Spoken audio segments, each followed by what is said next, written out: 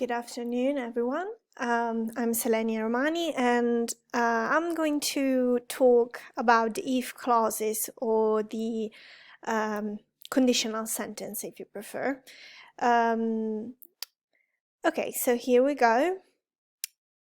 I want to start with a general explanation of the conditional sentences. So conditional sentences tell us a condition and its consequence.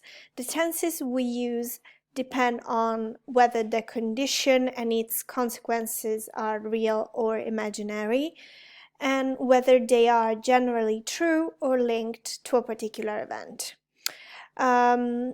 In the general rule, when the condition comes first in the sentence, it is followed by a comma.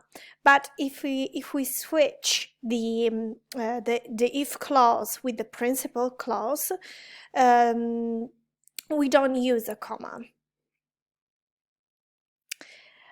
Okay, I would like to start with the zero conditional. So the zero conditional is used when we want to state a general truth. The construction is made by if in the first place, then the subject, then the present simple, and of course we have the comma to separate the if clause from the main clause, and then the subject and the present tense. The example could be, if you heat ice, it melts, which is a general truth because you can't expect ice. You can expect ice to melt if you heat it. Then we have a first conditional that it's used for a condition we believe is possible and with some probable results.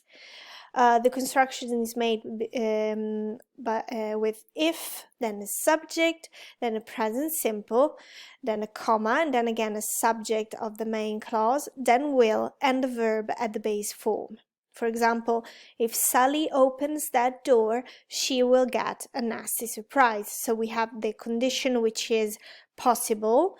In this case, it's if Sally opens that door, and the probable results, which is the main clause, she will get a nasty surprise. In the main sentence, in the place of will, we can find may or might to express a less certain result. For example, if it's a nice day tomorrow, we might go to the coast. Which means we are not that sure we are going to go in the end. Let's move on to the second conditional, which is used for an imaginary condition which we believe to be impossible or improbable. The construction is made by if in the first place, then the subject, then the past simple, then of course the comma, the subject of the main sentence, then would, and the verb at the base form. For example, if Juno wasn't such a jealous type, I would like her. Of course, this is an imaginary condition because in this case we know that Juno is a jealous type, so we cannot. The impossible consequences is to like her, so we definitely don't like her. The third conditional, we use the third conditional to talk about past events that cannot be changed, so we know that the condition is impossible and its consequence is imaginary. The construction is made with if, then the subject, and then the past perfect. Then we have a comma to separate the if clause from the main clause. Then we have the subject of the main clause, would have, and the past participle of the verb. The example is, if Mike had listened to his father, he wouldn't have got into trouble.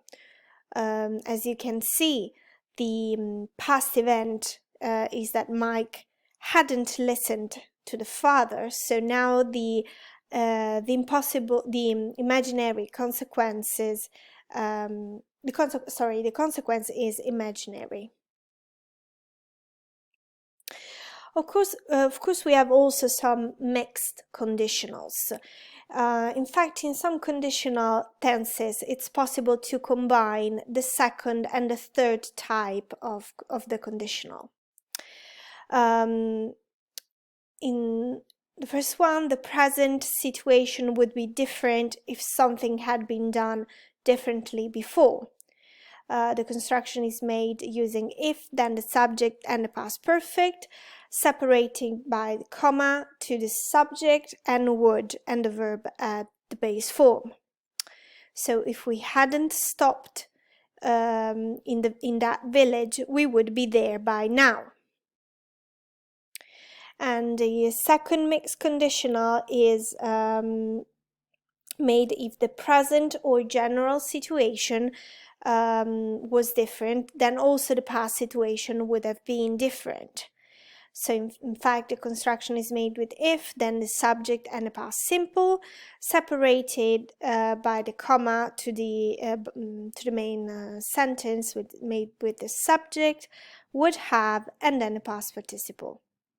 The example is, if you were more diplomatic, you wouldn't have offended her. Of course, we have some alternatives to the use of if in the conditional clause. Instead of if, we can use unless, which means if not. For example, we're going unless the weather gets much worse. We can use in case, that shows an action is taken because of something else that might happen. Of course, we use the present tense after in case when we want to explain that a present action prepares us for a future event. The example here is take an umbrella in case it rains. As you can see, it rains is the present simple. But we can also use the past simple after in case to explain a past action. It often shows that you did something because another thing might happen later. And the example here is he took his surfboard in case they went to the beach. Then we have provided, providing that, or as long as, which is used with the present tense to talk about the future. The example is, provided that it doesn't snow too heavily, I'll see you here at 6. And last but not least, I want to explain the difference of a conditional with I wish or if only. So we can use wish or if only and the past simple to express a wish about a present situation. For example, I wish I knew the answer.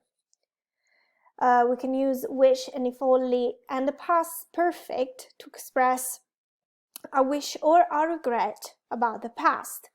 She wishes she had never met him. And then of course we have wish and if only and would to express a wish for something to happen now or in the future, or for someone, a wish for someone to do something. For example, I wish you would stay longer, or I wish the waiter would hurry up. Okay, that was it. If you have any questions, you can put a comment down below this video and don't hesitate. Thank you. Bye.